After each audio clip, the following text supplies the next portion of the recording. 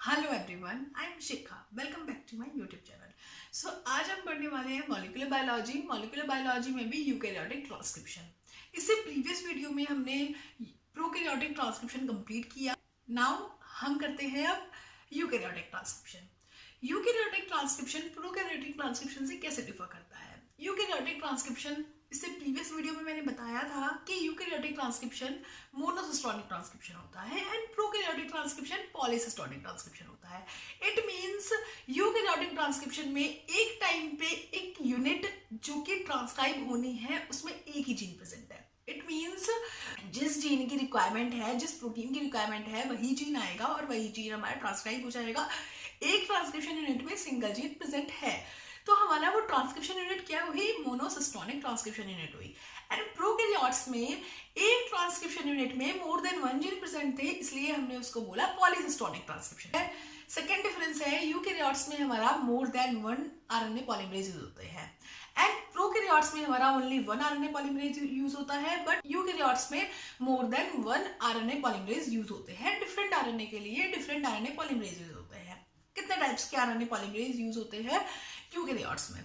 Nuclear DNA को polymerase करने के लिए 5 टाइप के आरएनए पॉलीमरेज होते हैं एंड वन माइटोकॉन्ड्रिया के लिए होता है एंड वन क्लोरोप्लास्ट के लिए होता है। तो इट मींस 7 टाइप के आरएनए पॉलीमरेज प्रेजेंट होते हैं यूकैरियोट्स में। पहले हम बात करते हैं न्यूक्लियर डीएनए के आरएनए पॉलीमरेज की। इसमें हम मेन 3 आरएनए पॉलीमरेज को पढ़ते हैं, first, second and third. First RNA polymerase transcribe करता है 5.8 एस आरएनए को, 18 एस आरएनए को, 28 एस आरएनए को।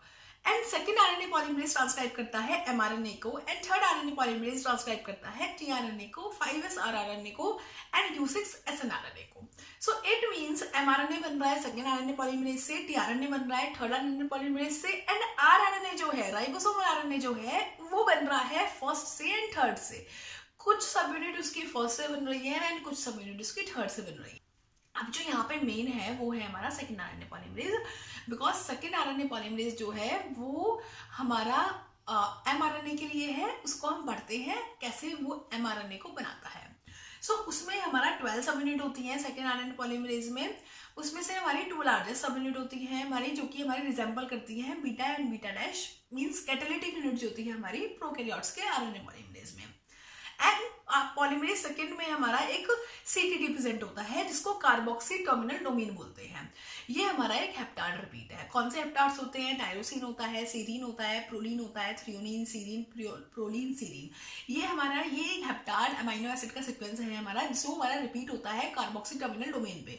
अब एक कार्बोक्सी टर्मिनल डोमेन बहुत इंपॉर्टेंट होता है पॉलीमरेज सेकेंड के लिए। क्यों इंपॉर्टेंट होता है? बिकॉज अब भी आगे जब ट्रांसक्रिप्शन होगा तो कुछ काइनेज एक्टिविटी आती है। वो काइनेज एक्टिविटी के लिए जो सबस्ट्रेट है, मतलब काइनेज एक्टिविटी आती है तो उनको सबस्ट्रेट चाहिए जिसको वो फॉस्फोराइलेट कर दे। तो वो जो सबस्ट्रेट है वो हमारा क्या है? सीटीडी। वो सीटीडी को फॉस्फोराइलेट करती है, हमारा आगे ट्रांसक्रिप्शन को परफॉर्म करती है। सो सीटीडी बहुत इंपॉर्टेंट होता है ट्रांसक्रिप्शन के लिए, पॉलीमरेज सेकेंड के आरएनए ट्रांसक्रिप्शन के लिए। अब क्या होता है, एक हमारा टॉक्सिन होता है जिसको बोलते हैं अल्फा एमिनिटीन, जो कि हमारा एक पॉइजनस मशरूम है, उससे आया है, दैट इज एमेनिटा फेलाइड।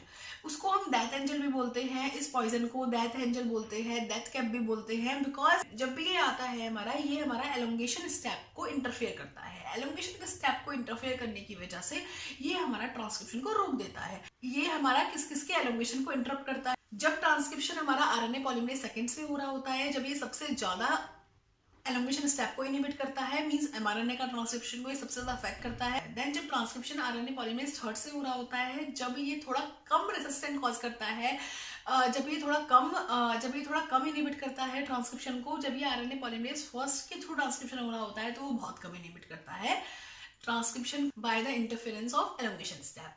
ओके, सो ये अल्फा एमिनिटी से भी क्वेश्चन आता है हमारा CSIR में। देन हमारा 2 टाइप के आरएनए पॉलीमरेज और होते हैं, mitochondria RNA polymerase and chloroplast RNA polymerase. ये हमारे माइटोकॉन्ड्रिया एंड क्लोरोप्लास्ट के जीन को ट्रांसक्राइब करने के लिए रिस्पॉन्सिबल होते हैं।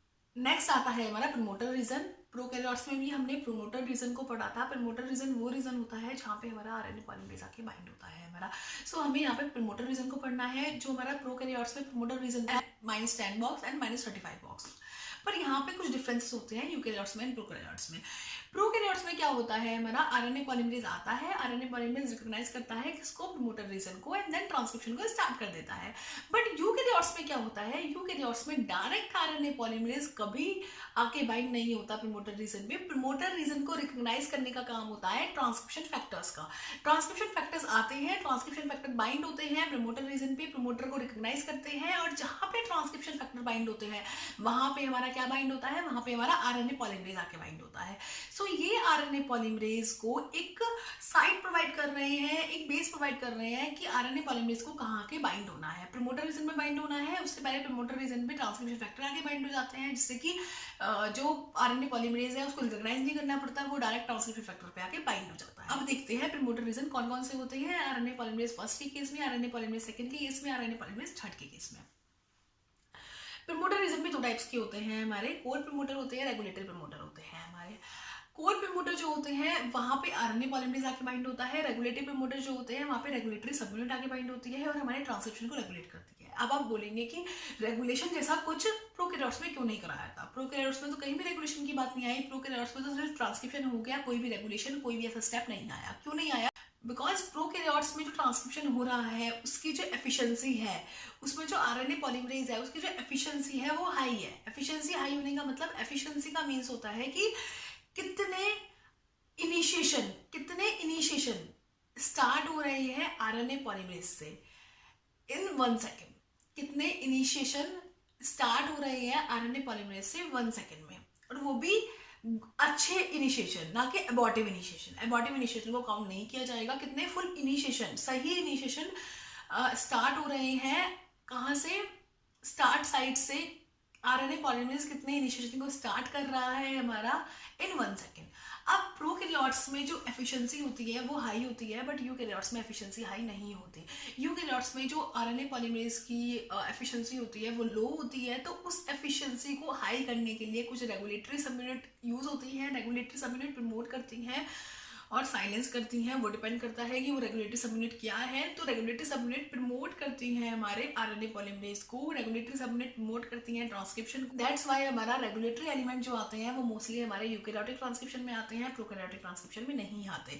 सो हमारा यहाँ पे जैसे प्रमोटर रीजन में हमारा कोर प्रमोटर होता है, जहाँ पे हमारा आरएनए पॉलीमरेज को बाइंड होना है by the help of transcription factor, वहाँ पे हमारा रेगुलेटरी एलिमेंट भी होता है, रेगुलेटरी प्रमोटर एलिमेंट भी होता है, जहाँ पे हमारा रेगुलेटरी सबयूनिट को बाइंड होना है। अब देखते हैं डिफरेंट आरएनए पॉलीमरेज के प्रमोटर रीजन। हमारा आरएनए पॉलीमरेज फर्स्ट के पास जो प्रमोटर है हमारा, वो हमारा upstream and downstream both present है हमारा। उसमें हमारा -45 से +20 हमारा ये हमारा कोर प्रमोटर है हमारा, और -180 से -100 इट मींस अपस्ट्रीम में हमारा रेगुलेटरी प्रमोटर प्रेजेंट है हमारा, अपस्ट्रीम कंट्रोल एलिमेंट, इसको हमने अपस्ट्रीम कंट्रोल एलिमेंट बोला। ये हमारा आरएनए पॉलीमरेज फर्स्ट का हमारा क्या है, प्रमोटर रीजन है। सो आरएनए पॉलीमरेज थर्ड का प्रमोटर, आरएनए पॉलीमरेज थर्ड हमारा टीआरएनए को, 5SRRNA को, NU6SRRNA को हमारा ट्रांसक्राइब कर रहा था, बना रहा था। सो आरएनए पॉलीमरेज थर्ड के पास सेम 3 प्रमोटर्स होते हैं, तीनों के लिए अलग है। आरएनए पॉलीमरेज थर्ड के पास टाइप फर्स्ट प्रमोटर होता है, टाइप सेकंड प्रमोटर होता है, टाइप थर्ड प्रमोटर होता है हमारा। टाइप फर्स्ट प्रमोटर में हमारा और टाइप सेकंड प्रमोटर में हमारा, इन दोनों में हमारा डाउनस्ट्रीम प्रेजेंट होता है हमारा फुल, बट हमारा टाइप थर्ड में हमारा सब कुछ अपस्ट्रीम प्रेजेंट होता है हमारा। टाइप फर्स्ट में हमारा बॉक्स ए है, बॉक्स सी होता है, +50 से +70, +80 से +90, ये हमारा box A and box C present होता है टाइप फर्स्ट के लिए, जो कि हमारा यूज होता है टीआरएनए के लिए। एंड देन हमारा टाइप सेकंड होता है, टाइप सेकंड में box A and box B होता है। बॉक्स ए +10 to +30 प्रेजेंट होता है, बॉक्स बी +50 to +70 प्रेजेंट होता है, जो कि हमारा रिस्पॉन्सिबल होता है 5SRRNA के लिए। टाइप थर्ड में हमारा टाटा बॉक्स होता है, प्रॉक्सिमल सीक्वेंस एलिमेंट होता है हमारा PSE होता है, प्रॉक्सिमल सीक्वेंस एलिमेंट होता है, डिस्टल सीक्वेंस एलिमेंट होता है हमारा, एंड ये हमारा टाइप थर्ड प्रमोटर होता है हमारा, जो कि हमारा यूज होता है हमारा U6SNRNA के लिए। सो ये हमारे आरएनए पॉलीमरेज थर्ड के प्रमोटर होते हैं। नेक्स्ट आता है हमारा आरएनए पॉलीमरेज सेकंड, जो कि सबसे ज़्यादा इंपॉर्टेंट है हमारा। आरएनए पॉलीमरेज सेकंड का प्रमोटर हमारा अपस्ट्रीम भी होता है, डाउनस्ट्रीम भी होता है हमारा। इसमें हमारा पहले मेन होता है हमारा INR, जो कि हमारी स्टार्ट साइट होती है हमारा। INR साइट जो होती है हमारा, उस INR साइट होती है, INR साइट में हमारा 2 प्रिमिडीन प्रेजेंट होते हैं, CA प्रेजेंट होता है, 3 प्रिमिडीन प्रेजेंट होते हैं। प्रिमिडीन, प्रिमिडीन, सीए, प्रिमिडीन, प्रिमिडीन, प्रिमिडीन, ये प्रिमिडीन रिच सीक्वेंस होता है हमारा। एंड इसके opposite purine, purine, GT, purine, purine, purine, ये हमारा पूरा सीक्वेंस होता है हमारा किसका, ये हमारा पूरा सीक्वेंस होता है आईएनआर का। आईएनआर वो साइट होती है जहाँ से हमारा ट्रांसक्रिप्शन स्टार्ट होना है हमारा। एंड फिर हमारा एक down stream promoter element present होता है हमारा, एंड टाटा बॉक्स प्रेजेंट होता है। आईएनआर प्रेजेंट होता है एंड टाटा बॉक्स प्रेजेंट होता है। टाटा बॉक्स का जो सीक्वेंस होता है वो TA होता है हमारा। एक्स जो है वो ए या टी में से कुछ भी हो सकता है।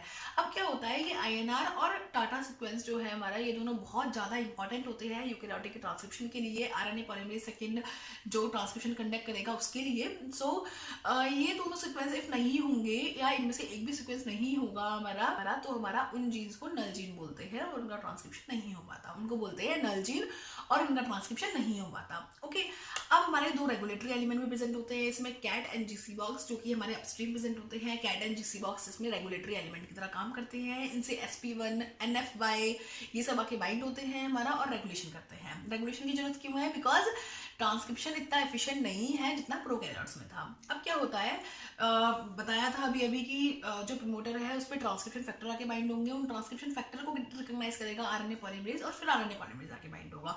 सो ट्रांसक्रिप्शन फैक्टर कौन कौन से होते हैं जो आके बाइंड होते हैं। ट्रांसक्रिप्शन फैक्टर भी 2 टाइप्स के होते हैं, basal transcription factor, regulatory transcription factor.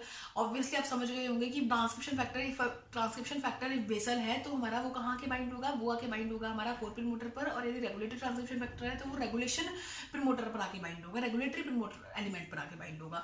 सो जो हमारे बेसल ट्रांसक्रिप्शन फैक्टर और जनरल ट्रांसक्रिप्शन फैक्टर होते हैं वो हमारे कोर प्रमोटर पर बाइंड होते हैं। वो हमारे कौन कौन से होते हैं, transcription factor second D, transcription factor second B, A, F, E, H, ये सब होते हैं हमारे। एंड रेगुलेटरी ट्रांसक्रिप्शन फैक्टर हमारे एनहांसर भी हो सकते हैं, साइलेंसर भी हो सकते हैं। वो एनहांस भी कर सकते हैं प्रोसेस को, साइलेंट भी कर सकते हैं प्रोसेस को। तो आप देखते हैं आगे ट्रांसक्रिप्शन कैसे कैसे होता है यूकेरियोट्स में। अब यूकेरियोट्स में ट्रांसक्रिप्शन होने के लिए फर्स्ट स्टेप आता है initiation step, then elongation step, then termination step. So initiation में क्या होता है, जो हमारा कोर प्रमोटर एलिमेंट है वो क्या है हमारा आईएनआर एंड टाटा।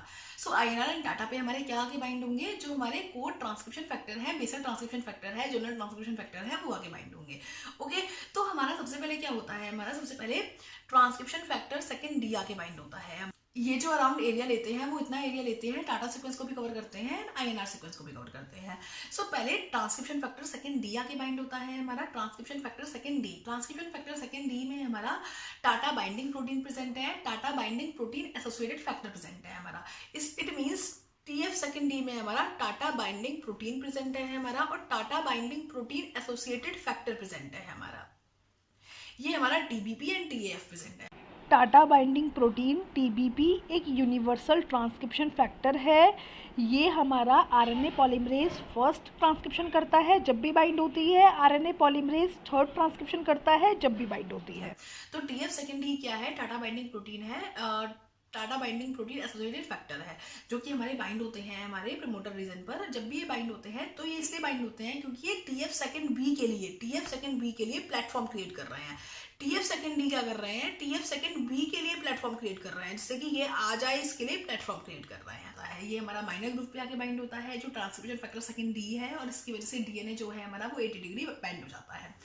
देन हमारा ट्रांसक्रिप्शन फैक्टर सेकंड ए आता है, वो हमारा क्या करता है, स्टेबलाइज करता है इन दोनों को स्टेबलाइज करता है। अब ये स्टेबलाइज हो चुके हैं, अब TF सेकंड बी आ सकता है, अब TF सेकंड बी आ जाता है।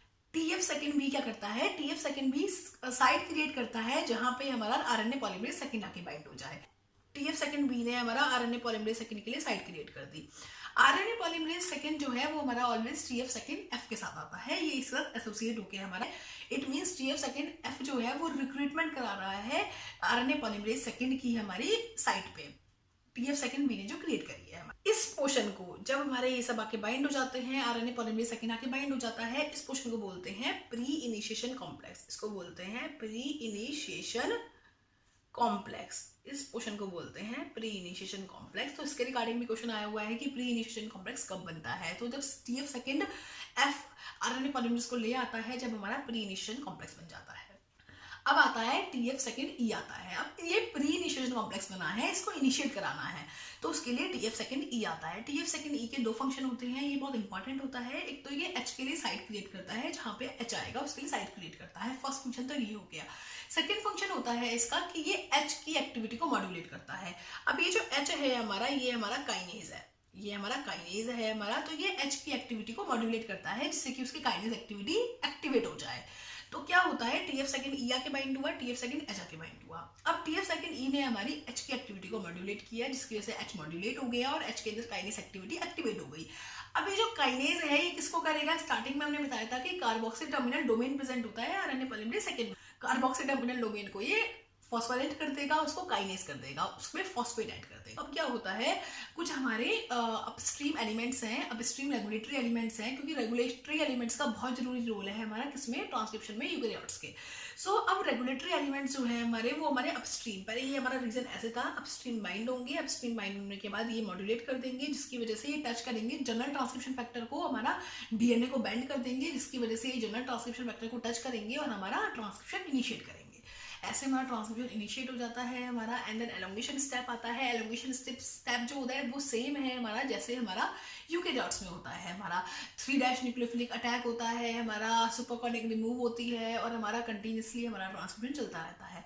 अब आता है टर्मिनेशन स्टेप। टर्मिनेशन स्टेप हमारा प्रोकैरियोट्स में था हमारा rho dependent and intrinsic. So हमारा जो इंट्रिंसिक है वो RNA polymerase third intrinsic follow करते हैं, हमारे RNA polymerase first rho dependent follow करते हैं, एंड आरएनए पॉलीमरेज सेकंड जो है हमारा, वो हमारा जब आरएनए की प्रोसेसिंग होती है, अभी हमारा आरएनए बन के आएगा तो आरएनए को न्यूक्लियस से निकल के साइटोप्लाज्म में जाना होगा। साइटोप्लाज्म में जाएगा, यदि वो ऐसे ही चला जाएगा तो वो डिग्रेड हो जाएगा, इसलिए उसकी प्रोसेसिंग होती है साइटोप्लाज्म में जाने से पहले उसकी प्रोसेसिंग होती है। तो उसी प्रोसेसिंग के ड्यूरिंग, जब उसकी प्रोसेसिंग हो रही होती है तो उसी के ड्यूरिंग एडिनाइलेशन होता है हमारा, स्प्लाइसिंग होती है, तो उसी प्रोसेसिंग के ड्यूरिंग हमारा जैसे ही प्रोसेसिंग होना स्टार्ट होता है वैसे ही हमारा ट्रांसक्रिप्शन वहीं इनिबिट हो जाता है। तो ट्रांसक्रिप्शन जो हमारा आरएनए पॉलीमरेज सेकंड का इनिबिट होता है वो आरएनए प्रोसेसिंग की वजह से इनिबिट होता है। सो ये हमारा यूकेरियोटिक का ट्रांसक्रिप्शन है हमारा, ये हमारा यूकेरियोटिक एंड प्रोकैरियोटिक दोनों का ट्रांसक्रिप्शन कंप्लीट होता है। So best of luck, thank you.